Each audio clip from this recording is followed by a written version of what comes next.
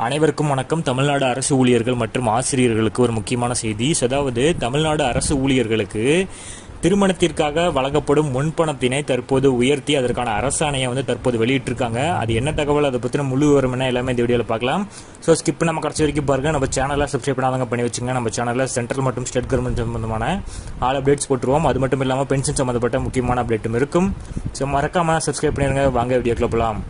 First of all பார்த்தீங்கன்னா, அரசு ஊழியர்கள் மற்றும் ஆசிரியர்களுக்கு திருமண முன்பணம் உயர்வு தொடர்பான அரசாணை வெளியிடப்பட்டுள்ளது. அரசு பணியாளர்கள் மற்றும் ஆசிரியர்கள் தங்கள் பணிக்காலத்தில் தேவைகளின் அடிப்படையில் திருமண முன்பணம் வழங்கப்படும். அதன்படி பெண் ஊழியர்களுக்கு 10,000-உம் ஆண் ஊழியர்களுக்கு 6,000 ரூபாயாகவும் வழங்கப்பட்டு வந்தது. கடந்த ஏப்ரல் மாதம் சட்டப்பேரவையில் முதல்வர் மு.க.ஸ்டாலின் அவர்கள் இந்த நிலையில் அரசு ஊழியர்கள் மற்றும் ஆசிரியர்களுக்கு ஒரு முக்கிய அறிவிப்பை வெளியிட்டார்.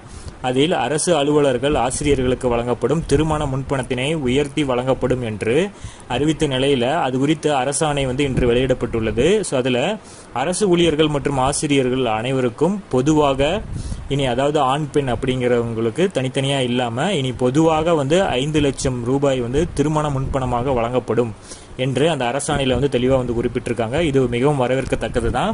ஏன்னா இதற்கு முன்னாடி பார்த்தீங்கன்னா ஆண்களுக்கு 6,000 ரூபாயையும் பெண் அரசு ஊழியர்களுக்கு 10,000 ரூபாய் வரைக்குமே கொடுத்துட்டு இருந்தாங்க.